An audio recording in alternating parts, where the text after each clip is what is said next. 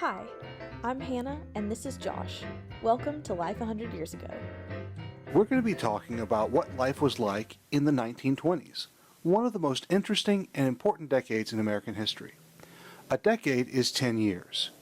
10 decades equal a century. So we'll be talking about life a century ago. People often talk about things in decades, which is why you'll hear them say things like the 20s or the 80s. Now that we're in the 2020s, let's have some fun and look at what's changed and what's stayed the same in the past 100 years.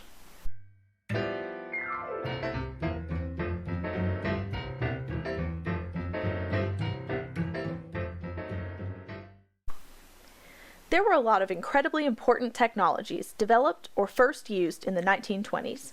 Things that we take for granted today were brand new to kids 100 years ago. One of the biggest changes was how people got around.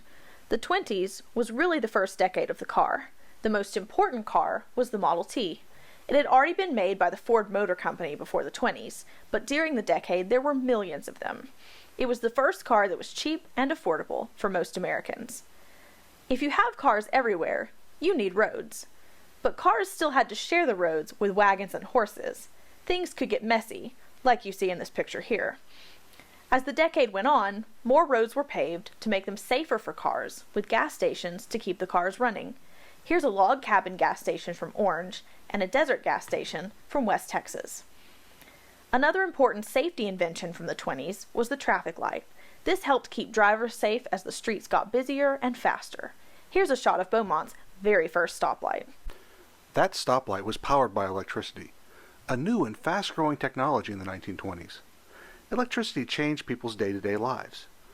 Electrical stations like this one in Orange were soon built everywhere to supply towns with power. Beside the light bulb, many other electrical appliances changed the way people lived. The vacuum cleaner and refrigerator are good examples. Appliances like the vacuum cleaner let people clean weekly or even every day in a way that hadn't been possible before. The electric refrigerator let people keep food safe for longer periods of time and made leftovers possible. Kids of the 1920s were some of the very first to eat a lot of leftovers. They also had the first automatic ice machines. Ice was kind of a big deal. There were also new inventions for fun and entertainment. Before TV, there was the radio that came out in the 1920s.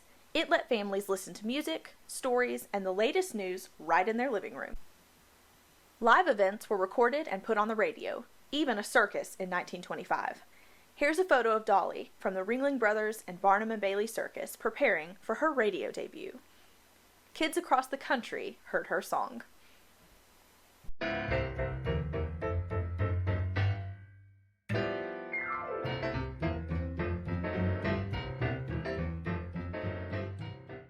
Industry was booming in the 1920s, and big changes were everywhere. Ports like the one in Orange sent goods all over the world on big ships. The United States was even more important than it had been because after World War I, much of Europe was destroyed. American ships took American goods everywhere. This was so important that the U.S. Navy was one of the largest in the world. Navy ships were in every ocean, making sure that American ships could go safely wherever they wanted. What were those ships carrying around? Everything. But let's talk about what they took from Orange. For a long time, lumber had been the biggest business in the area. In the decades before the 20s, Orange was one of the most important lumber cities in the world. But in the 20s, Orange was running out of trees. The huge forests that were all across southeast Texas and Louisiana had been cut down, which permanently changed the environment. While many of these trees had been replanted, they were going to take a long time to grow. Orange needed a new industry, and the Spindletop oil well was right next door. The oil industry became huge. Oil was the thing that made all the new technology, like the Model T, run. The more cars and machines there were, the more oil people needed. Southeast Texas ground had lots of oil in it. Oil pumps, like the one you see here, pulled it out of the ground. Trucks then took it all over the country or to ports to be sent across the world. Just like the lumber industry, the oil industry changed the environment forever, and the economy. Things that they did in the 1920s continue to affect us today.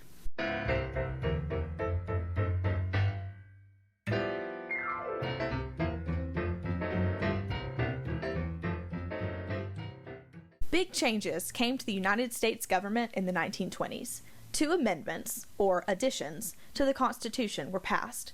Both of them took effect at the beginning of the decade. The 18th Amendment made alcohol illegal. This was called Prohibition. Many people thought this would make America safer and more healthy, especially for kids. But there were a lot of problems with that idea. For one, not everyone was treated the same by the law.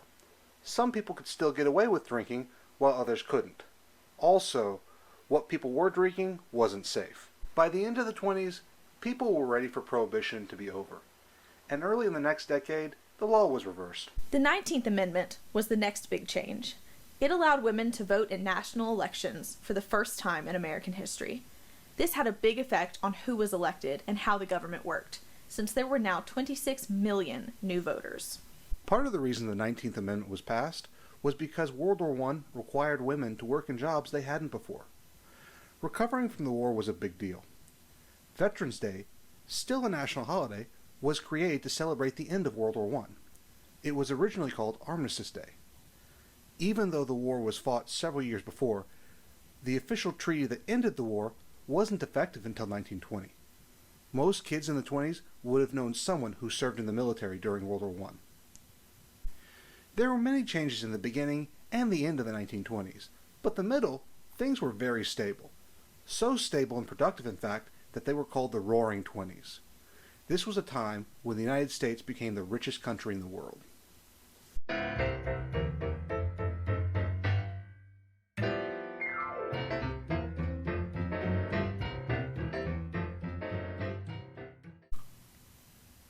Like everything else, kids' lives changed a lot in the 1920s.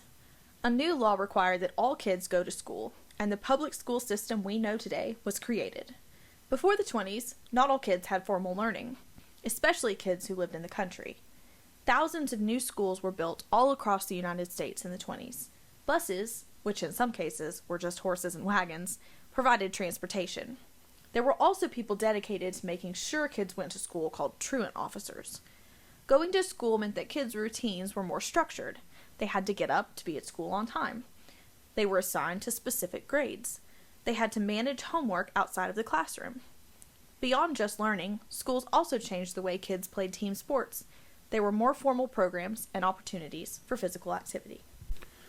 Life at home depended a lot on what your parents did, but generally, kids were much better off in the 1920s than ever. Before the 1920s, it was really dangerous to be a kid. Many kids died from common diseases. Just like the 2020s, the 1920s started in a pandemic. Though they didn't have the best medicine, there were three big things they discovered to help stop the spread of the Spanish flu: wearing a mask, washing your hands, and quarantining when you felt sick. Sound familiar? New hospitals were built across the country, and new medicine was developed that made childhood much safer. Orange got a brand new, state-of-the-art hospital. Another big thing that really helped kids was indoor plumbing. Plumbing kept things much cleaner and safer. Kids in the 1920s were often the first ones in their families to have indoor bathrooms and toilets. For most of the 20s, kids and their families lived good lives. New technologies combined with a good economy resulted in better living conditions for everyone. This prosperity was about to change. Right at the end of the decade, the Great Depression started. Kids' lives in the 1930s would be very different, and in many ways worse than in the 1920s. Today, 100 years later, we remember the 1920s as a time of great change and innovation. In many ways, the world we know today, with its cars, running water, electricity, and media, all had their beginning in the 1920s. Think about all the changes that have happened since then, and think about what the world might look like in another 100 years.